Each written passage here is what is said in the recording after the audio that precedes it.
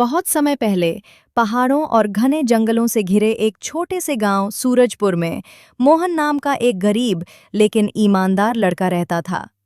मोहन अपनी बूढ़ी माँ के साथ एक छोटी सी झोंपड़ी में रहता था। उनके पास न खेत थे, न धन, न कोई बड़ा सहारा। मोहन रोज जंगल से लकड़ियां काट कर लाता और उन्हें बेचकर घर का खर्च चलाता। मोहन की माँ हमेशा उससे कहती थीं, बेटा, गरीब होना बुरी बात नहीं है, लेकिन बेईमान होना सबसे बड़ी गरीबी है। मोहन अपनी माँ की हर बात दिल से मानता था। वो मेहनती था, किसी का बुरा नहीं सोचता था और गांव में सब उसकी अच्छाई की मिसाल देते थे। लेकिन उसी गांव में रतन नाम का एक अमीर साहूकार भी रहता था। उसके पास बहुत धन था, बड़े बड़े खेत थे, नौकर चाकर थे, लेकिन उसका मन बहुत छोटा था। वो गरीबों का मजाक उड़ाता, जरूरतमंदों से ऊंचा ब्याज लेता और दूसरों की खुशी देखकर जलता था। एक दिन सुबह सुबह मोहन जंगल की ओर लकड़ियां काटने निकला। उस दिन आसमान में बादल थे और हवा कुछ अजीब सी लग रही थी। गांव के बुजुर्ग अक्सर कहते थे कि जंगल के बीचों बीच एक बहुत पुराना पीपल का पेड़ है जिसमें जादुई शक्ति बसती है, लेकिन वहां जाने की हिम्मत कोई नहीं करता था। मोहन ने इन बातों पर कभी ध्यान नहीं दिया था। वो अपना काम करता हुआ जंगल के अंदर बढ़ता गया। धीरे धीरे वो रास्ता भटक गया। चारों ओर घना जंगल, ऊंचे पेड़, अजीब आवाजें और गहरी खामोशी। मोहन थोड़ा घबरा गया। तभी उसे दूर एक बहुत विशाल पीपल का पेड़ दिखाई दिया। उसकी जड़ें जमीन से बाहर निकलकर सांपों की तरह फैली हुई थीं। पत्ते हवा के बिना भी हिल रहे थे। मोहन ने सोचा, शायद यही वो जादुई पीपल है जिसके बारे में लोग कहते हैं। वो डरते डरते पेड़ के पास गया। तभी उसे किसी के रोने की आवाज सुनाई दी। कौन है वहां? मोहन ने पूछा। आवाज फिर आई, धीमी, दुखी और कांपती हुई। मोहन ने जड़ों के पास देखा तो एक छोटी सी वृद्धा बैठी थी। उसके कपड़े फटे हुए थे, बाल सफेद थे और चेहरा थका हुआ लग रहा था। वृद्धा बोली, बेटा, मुझे बहुत प्यास लगी है।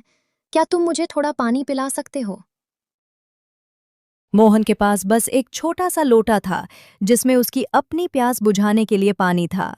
उसने बिना सोचे वो पानी वृद्धा को दे दिया। वृद्धा ने पानी पिया और मुस्कुराई।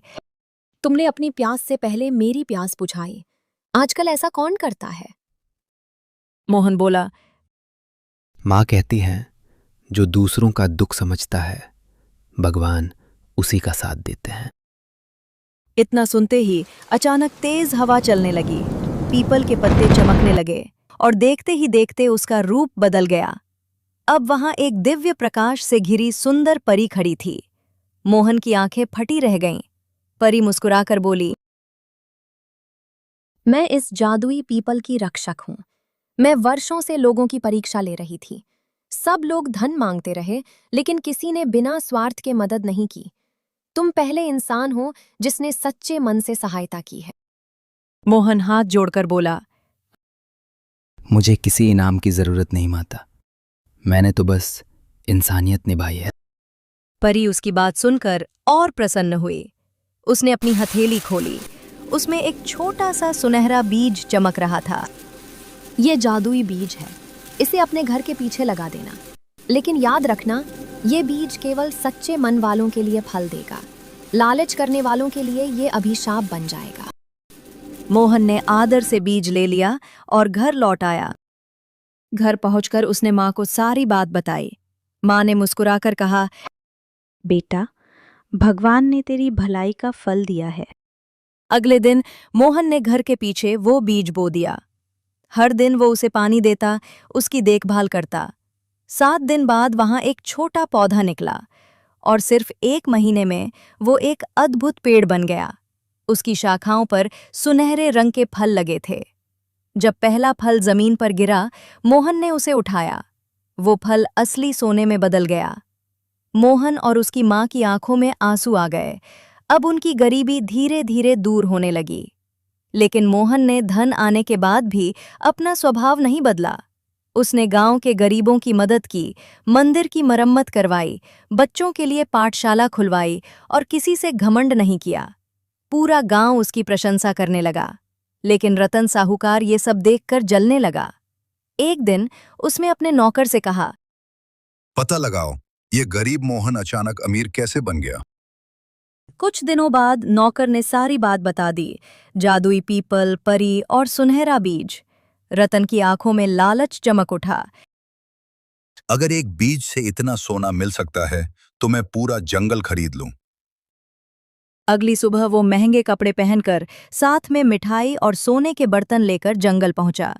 वो उसी पीपल के पास गया और जोर से बोला, हे जादुई शक्ति, बाहर आओ, मैं तुम्हारे लिए उपहार लाया हूं।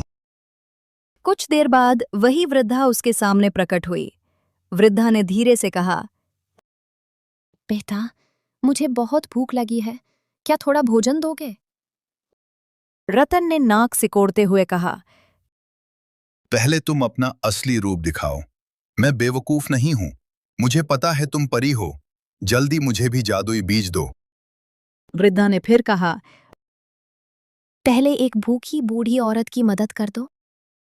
रतन चिल्लाया, मुझे नाटक मत दिखाओ, मुझे सोना चाहिए, दया नहीं।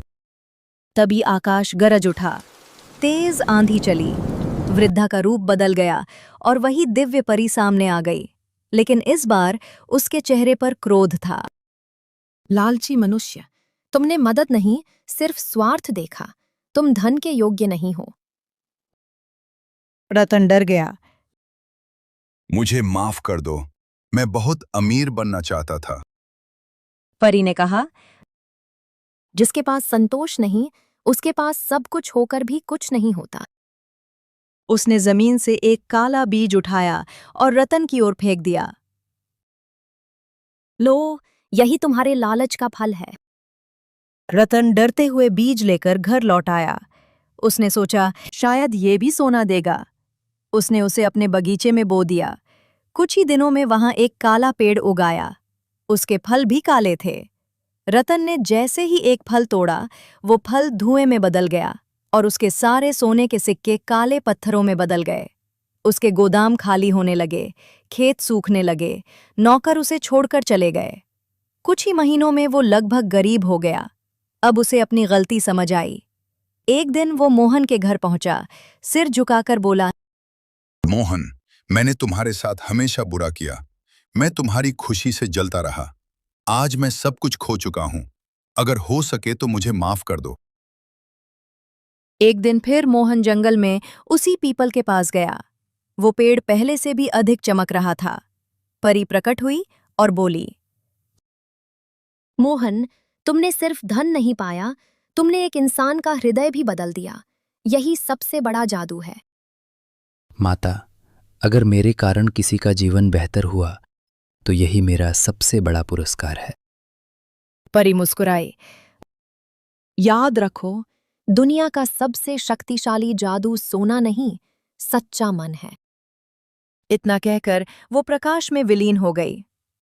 सालों बाद सूरजपुर गांव बहुत समृद्ध हो गया। लोग कहते थे कि वहां एक जादुई पीपल है, लेकिन असली जादू उस पेड़ में नहीं, मोहन के दिल में था।